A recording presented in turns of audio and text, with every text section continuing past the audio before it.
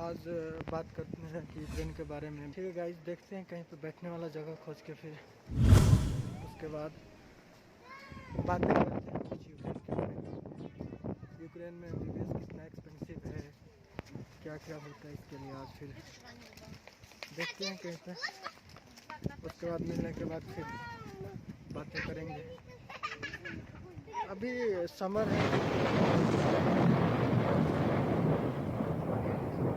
Mall आ गया, उसी में बैठ के फिर वीडियो बनाएंगे और सारा बताएंगे। नीट क्वालिफाई होना ज़रूरी है या क्या, कितना कॉम्प्लेक्स है, यहाँ पे स्टूडेंट का लाइफ कैसा होता है एज ए इंडियन।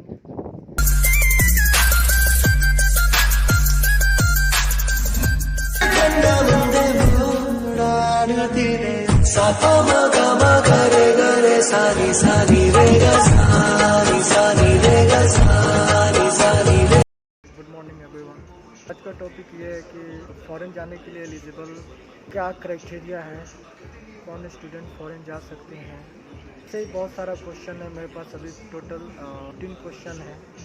सबसे पहला क्वेश्चन ये है कि कौन एलिजिबल है फॉरेन के लिए, कंडीशन क्या है फॉरेन जाने के लिए, क्या सच में MCI का कोचिंग फॉरेन में होता है, स्पेशली यूक्रेन का वेदर कैसा है, नीट क्वालिफाई होना ज़रूरी है, लास्ट ईयर के नीट से क्या हम फॉरेन जा सकते हैं अगर लास्ट ईयर क्वालिफाई है नीट तो, कौन सी मीडियम में पढ़ाई होती है यूक्रेन में, कितने साल के कोर्स होती है, यूक्रेन का क्रॉप क्या होता है, कितना कम्प्लेक्स है MBBS, एग्ज़ाम का पैटर्न यूक्रेन का क्या है, कितने सेमेस्टर होते हैं, हॉस्टल चार्ज कितना होता है, ग्रोसरी कितना costly as compare to India, कौन शहर अच्छा है यूक्रेन का, तो ये बात करेंगे। सबसे पहला क्वेश्चन ये है कि कौन एलिजिबल है फॉरेन के लिए, उसका क्राइटेरिया क्या है, कौन स्टूडेंट फॉरेन जा सकते हैं। सबसे पहला कंडीशन ये है कि 12 पास होना चाहिए, PCB में 50% मार्क्स होना चाहिए। दूसरा चीज़ ये है कि नीट क्वालिफाइड होना मैंडेटरी है। लास्ट ईयर अगर आप नीट क्वालिफाई हैं तो फिर भी आप इस साल पता ना कोरोना की वजह से नीट का एग्ज़ाम हो या ना हो, तो अगर लास्ट ईयर आप नीट क्वालिफाई हैं तो आ सकते हैं फॉरेन में। अगर आप क्वालिफाई लास्ट ईयर भी नहीं है, इस साल अगर कोरोना बाद एग्ज़ाम होता है, अगर आप क्वालिफाइड नहीं होते हैं तो फिर आप आने की गलती ना करें। कोई एजेंट कितना भी बोले आप ना आए। अब बोलते हैं क्या सच में MCI का कोचिंग फॉरेन में होता है, अगर होता भी होगा फॉरेन में MCI का कोचिंग तो सेमेस्टर में ही इतना पढ़ना होता है, इतना सब्जेक्ट होता है, एनाटॉमी होता है, हिस्टोलॉजी होता है, मेन सब्जेक्ट, कि अगर उसको अच्छे से पढ़े ना उसी से टाइम नहीं मिलेगी तो फिर MCI का कोचिंग बच्चे कैसे करेंगे। MCI के कोचिंग में वो पूरा सिलेबस पढ़ाए जाते हैं 5th तक का, तो बच्चे मैनेज नहीं कर पाएंगे। इसलिए अगर MCI का कोचिंग दे तो मत लो भाई, क्या ज़रूरत है अभी MCI की कोचिंग लेने की, 3rd ईयर के बाद लेंगे। 3rd ईयर के बाद आपके पास बहुत ऑप्शन है, मैरो है, प्रेप लेडर है और सब भी है।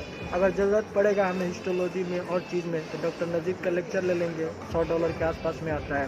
या कि MCI का कोचिंग ले या ना ले, भाई MCI की कोचिंग छोड़ दो, क्योंकि आने के बाद तुम्हें क्लास में इतना टास्क मिलता है, डेली टेस्ट होता है, तुम वही नहीं कर पाओगे। दूसरा चीज़ ये है कि नीट क्वालिफाई होना ज़रूरी है, तो मैंने क्राइटेरिया में ही बता दिया था कि अब्रॉड जाने का कंडीशन क्या है, नीट क्वालिफाई होना भाई मैंडेटरी है, नहीं तो MCI में रजिस्ट्रेशन ही नहीं होगा। अब का क्वेश्चन ये है कि कौन सी मीडियम में पढ़ाई होता है। आपने इंग्लिश मीडियम के लिए अप्लाई किया, आपका जो इन्विटेशन और डॉक्यूमेंटेशन होगा उस पर मेंशन किया होता है अब्रॉड जा रहे हो, इंग्लिश मीडियम के लिए जा रहे हो या लोकल लैंग्वेज बाईलिंगुअल के लिए, तो वो देख लो। कुछ लोग स्कैम करते हैं, कुछ बच्चे के साथ स्कैम हो जाता है, मैक्सिमम साथ ऐसा नहीं होता है। इंग्लिश मीडियम में अगर आप बोलेगे तो इंग्लिश मीडियम में ही डालते हैं। का कोर्स होता है यूक्रेन, क्रॉक 6 साल का कोर्स होता है। 1 नंबर का क्वेश्चन है कि क्रॉक क्या होता है। यूक्रेन में एक क्रॉक एग्ज़ाम होता है 3rd ईयर के बाद। भाई क्रॉक एग्ज़ाम क्या होता है, क्रॉक एग्ज़ाम के नाम पे मतलब ऐसा एक र्यूमर है कि क्रॉक लगता है, भाई ये एग्ज़ाम में क्या है। क्रॉक एग्ज़ाम बस ऐसा है कि उसमें प्रीवियस लास्ट 10 ईयर का क्वेश्चन होता है, उसको आप कर लो, 50% उसमें से आएगा और 50% आपका बेसिक जो क्लास में पढ़ाई हो रहा है उससे आएगा। अगर आपने उसमें क्रॉक में 60% मार्क्स ला दिया तो आप क्रॉक पास हैं, तो अगर आप को डिग्री लेना है तो रशिया भी जा सकते हो, उज्बेकिस्तान, कजाकिस्तान, वहाँ पे क्रॉक नहीं होता है। तो बहुत सारे बच्चे प्रीफर करते हैं Russia, Uzbekistan, Kazakhstan, China, Armenia, ये सब जाने का, फिलीपींस, वहाँ पे क्रॉक नहीं होता है। लेकिन वहाँ पे भी मेरे दोस्त एक अभी नेशनल यूनिवर्सिटी में पढ़ता, वो बता रहा था कि वहाँ पे भी एक एग्ज़ाम होते हैं, फिर वहाँ भी रिटन एग्ज़ाम होता है, उसमें भी बच्चे फेल होते हैं। जब कोई भी कंट्री में पढ़ना होता है, MBBS है, कोई मजाक थोड़ी है। तो ये है कि अगर आप फर्स्ट फेल हो गए क्रॉक तो क्या सेकेंड चांस मिलती है, थर्ड चांस मिलती है, फिर उसका क्या सीन है? हाँ, फर्स्ट टाइम फेल हो जाओगे तो सेकेंड भी चांस मिलती है, थर्ड भी मिलता है, फिर उसके बाद अगर फेल तो फिर उसके बाद सेमेस्टर बैक होता है। अब क्वेश्चन ये है कि कितना कॉम्प्लेक्स है MBBS कॉम्प्लेक्स नहीं। आप फर्स्ट ईयर में 5 से 6 आवर के भी सारे सेमेस्टर आसानी से निकल जाएंगे। 4 आवर बहुत है, 4 आवर भी बहुत है, सारे आराम से निकल जाएंगे। उसके बाद सैटरडे संडे को बिना पढ़े हुए उनका पैटर्न क्या है। तो यहाँ मैं स्पेशली यूक्रेन का बात करूँ। यूक्रेन में एग्ज़ाम का पैटर्न ये है कि सबसे पहले कंप्यूटर टेस्ट होता है डेली टीचर ओरल पूछती है, को टॉपिक पढ़ा देगी, समरी टाइप की बता देगी, उसके बाद बोलेगी आप कल प्रिपेयर करके आओ। आपको कल प्रिपेयर करके फिर उसका सारे कंप्यूटर टेस्ट जाके देना है। 5 में 3 लाना रहता है, फिर ओरल पूछेगी, 5 में 3 लाना रहता है, फिर वो सारा जुड़ेगा एंड ऑफ द सेमेस्टर। उसमें होता है कि मार्जिन ले रहा हूँ, मतलब 200 मार्क्स का टोटल आपका एक सेमेस्टर में एक कोई सब्जेक्ट है, एनाटॉमी में पूछा, तो उसमें आपको मिनिमम 120 लाना होगा। अगर आप उतना नहीं ला पाए तो आपको इसके लिए एक इंक्रीजमेंट का एग्ज़ाम देना होगा। ये कोई बड़ा बात नहीं है। अब एक क्वेश्चन ये भी है, कितना सेमेस्टर होता है यूक्रेन में? भाई 12 सेमेस्टर होता है। हॉस्टल चार्ज कितना होता है? हॉस्टल चार्ज आप मान लो $500 एक साल का, अप्रॉक्स में 500 में एक साल का हो जाएगा। क्या अपार्टमेंट का भी ऑप्शन? हाँ, मैंडेटरी नहीं है कि आप हॉस्टल है, आप अपार्टमेंट में भी रह सकते हैं। एक क्वेश्चन ये भी, ग्रोसरी कितना कॉस्टली है यूक्रेन में? भाई ग्रोसरी में बस एक प्याज यहाँ पे सस्ता है, बाकी सब बहुत कॉस्टली है। चिकन भी अप्रॉक्स इंडिया जैसा है।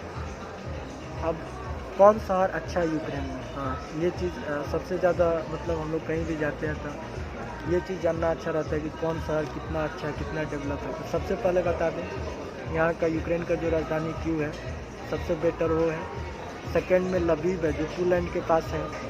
थर्ड में आप उड़ीसा, वो भी टूरिस्ट हब है। तो ये सब बहुत कॉस्टली है। वहाँ पे मेरे 1000 पर मंथ में भी नहीं होगा, बस मतलब खाना में उतना जाएगा। अगर खार्किव का बात करें तो वो भी सही है, क्यों है। फिर और भी बहुत सारे शहर हैं।